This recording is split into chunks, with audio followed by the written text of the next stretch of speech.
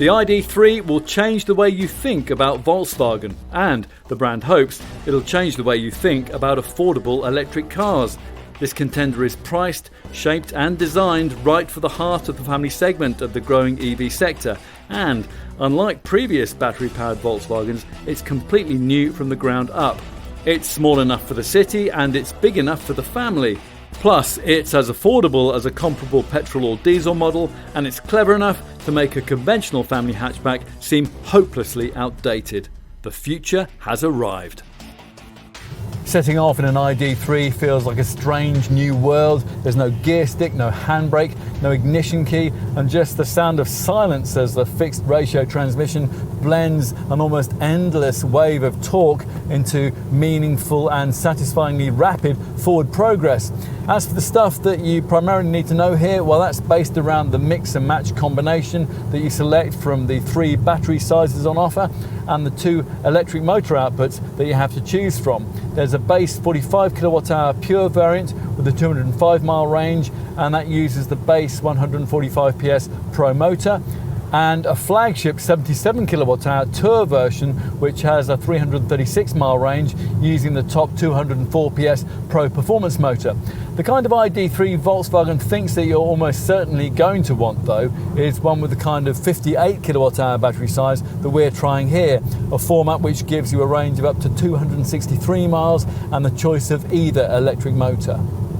Like the original Beetle, the ID.3 is rear-driven, which makes it superbly manoeuvrable in town and gives it a London taxi-like 10.2 metre turning circle.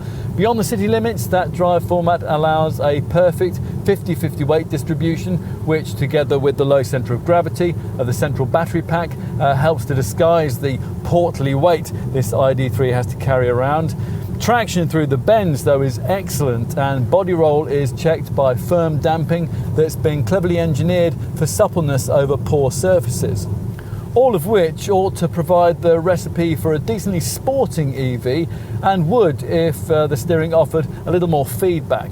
So driving satisfaction has to come in more sensible ways, perhaps by rotating the gear selector forward to engage a battery mode, which summons a regenerative braking function, and that causes the car to automatically slow so much off throttle that there's hardly ever any actual need to use the brake.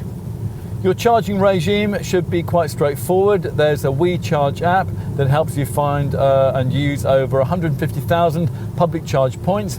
An AC one-phase 7.2 kilowatt garage wallbox would replenish the car from 0 in 9 hours 30 minutes. An AC three-phase 11 kilowatt charger would reduce that to 6 hours and 15 minutes. And if you find a public rapid charger DC3 100 kilowatt point, replenishing your ID.3 from 5 to 80% will take just 35 minutes.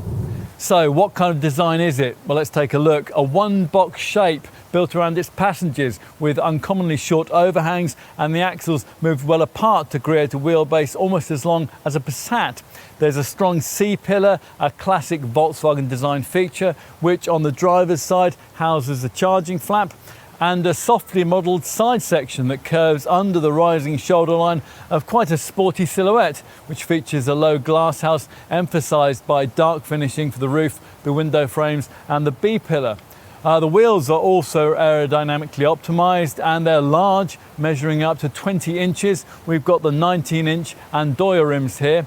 But what's really important is what you can't see. All the key drive stuff sits over the rear axle, principally the single-speed gearbox and the permanent magnet synchronous electric motor which has been mated to it. Now this is powered by a high-voltage battery, and that has been efficiently packaged in the underbody to save space, which leaves nothing to sit here at the front end but a few auxiliary units like the air conditioning compressor and of course the steering rack. So just as with the original rear engine Beetle, there's no need for a grille.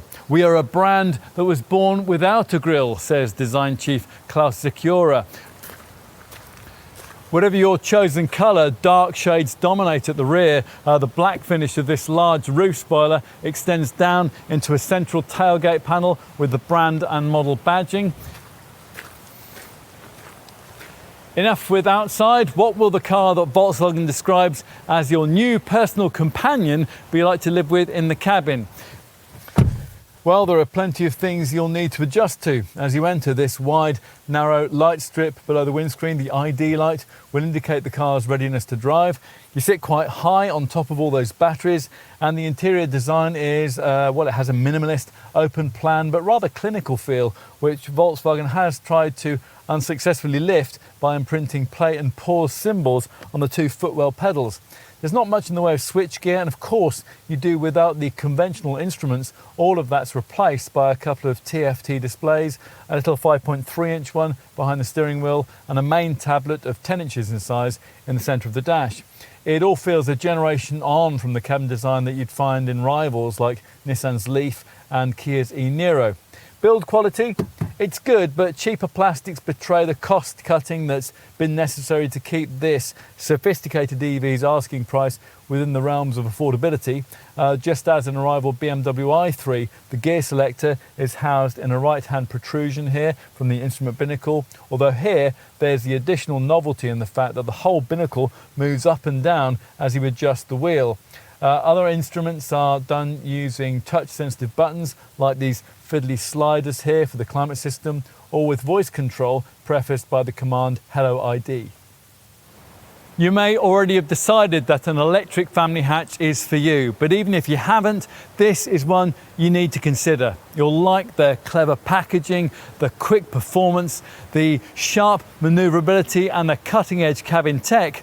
You might even really like the quietly futuristic styling. The Volkswagen brand really has been able to deliver a family-sized EV at a sensible price that can claim to be directly comparable to combustion-engined rivals.